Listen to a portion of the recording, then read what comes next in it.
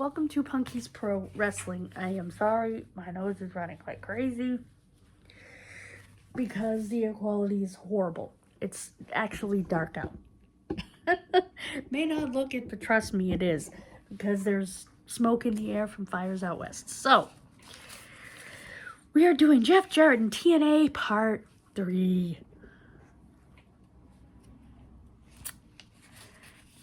The first thing they talked about was Dixie Carter bringing in Hulk Hogan and Eric Bischoff.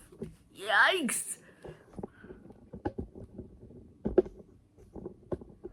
And Eric Bischoff called TNA the little engine that couldn't. Dude, it could, and it still is without you. But anyway, at one point, Dixie Carter held a meeting with the talent, and they actually showed clips of it because they had recorded it and showed part of it on TV, which probably pissed her off, but where she told them all, you're either going to support me or you're going bye-bye. You could see a lot of them that I recognized. Christopher Daniels sitting there. The look on his face was like, are you blanking kidding me, lady? Even though he's always said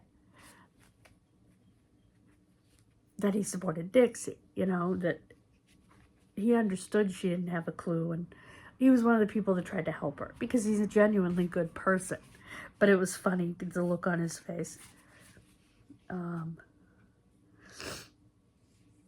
Hogan got rid of the six-sided ring because Hogan and Bischoff decided that they weren't using it as 6 sides, so I have 6 sides. Because it was their branding.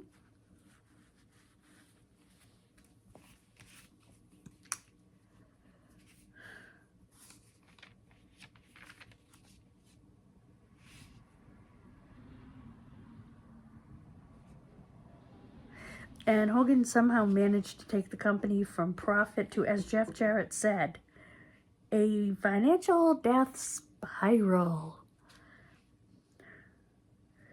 So they ended up calling Jeff back again, and they wrote a storyline around Jeff, Kurt, and Karen. And it was funny because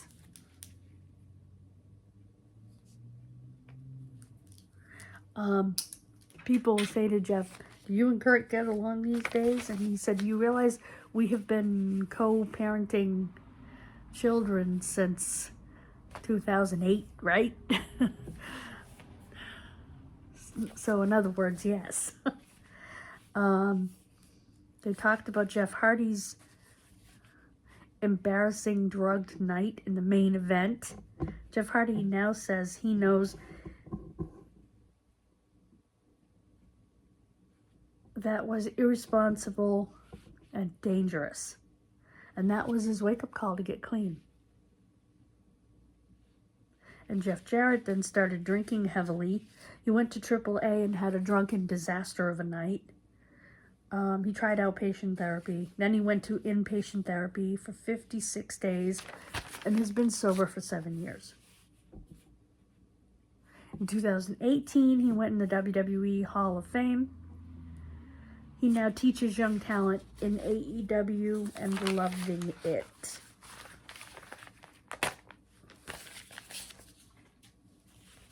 I wish they would have interviewed Christopher Daniels, but for whatever reason they didn't. They showed him a number of times.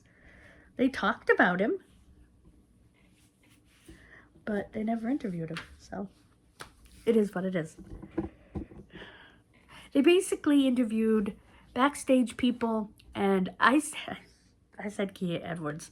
It's Kia Stevens, which is Awesome Kong. She was good, very smart, very articulate. I'm just not sure why that was the woman they chose to interview. She did a great job. Anyway, I enjoyed her very much on there. She was great. I'm not complaining. I'm just wondering why it was her in particular that was chosen. I don't know. There must have been a reason. And of course, D'Lo Brown, Scott D'Amore, Vince Russo, Eric Bischoff, which all kind of makes sense. So, next week, excuse me, is Samoa Joe and Necro Butcher. Now, I don't know a lot about that match, but I have learned that Joe dropped him on his head outside, and there ended up like a round of blood around him, and that Necro Butcher was known for the death matches, and Samoa Joe was just known as one of the best on the indies. And it was a dream match for fans to put the two together, and it just turned into a bloodbath because they weren't afraid to hit each other, you know, and they weren't afraid to be strong style, so to speak. And so that's what's coming up next week. So I hope you'll join me for that. I hope that you'll hit the subscribe button, hit the hype button, so everybody knows where to get their reviews. And very quickly, I realized that I didn't actually review this episode in the first part. I thought it was very well done, as theirs usually are, and I mentioned my confusion about Kia Stevens, and maybe they did try other ladies and they just weren't interested. It's possible. Karen has that take no prisoners FU attitude. I admire that in a woman. You can tell she's tough, you know?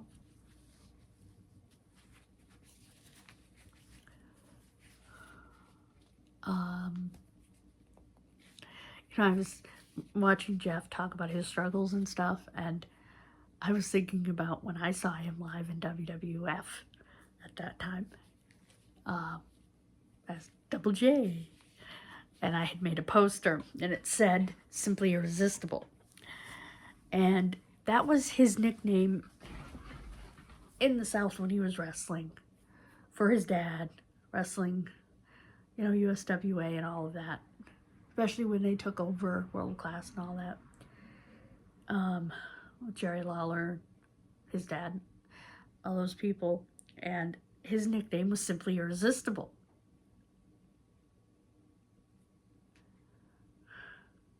He was the gorgeous basketball star turned wrestler, because he was a basketball star in college. And he was absolutely freaking gorgeous. And I had written Simply Irresistible. He must have looked at it 3 times, and the look of utter confusion on his face. Would love to know if he remembers that. And I was standing with another girl at the barricade. I said, he doesn't have a clue how I know this. It's called cable, Jeff.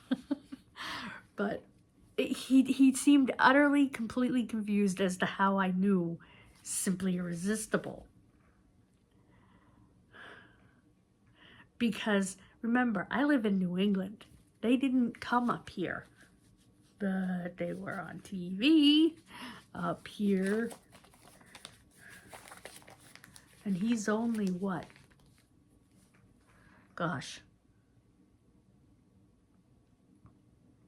5 years older than me, I think.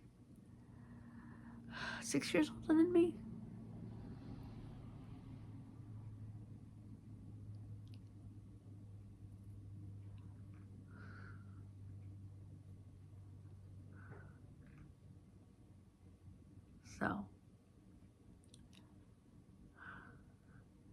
So I have that context, which was really kind of fun.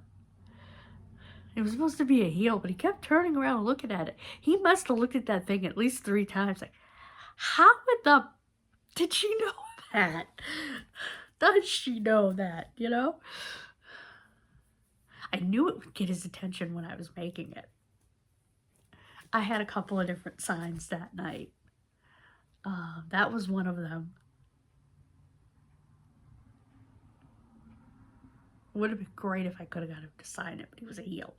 So, I wasn't going to be able to ask him to.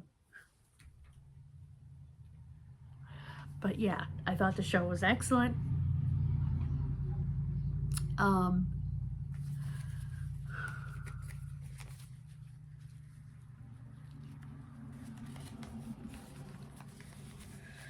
was a little confused about why Matt Hardy was interviewed, because I guess he works there now. And he worked there a little bit sparingly. But Jeff worked there way more than he did. And with Jeff's disaster and everything, I understand why he was interviewed. But Matt had me a little confused. But yeah. So thank you so much for joining me. God bless you. Like I said, please subscribe. Please hit the hype button. And I will see you next Wednesday. Bye, guys.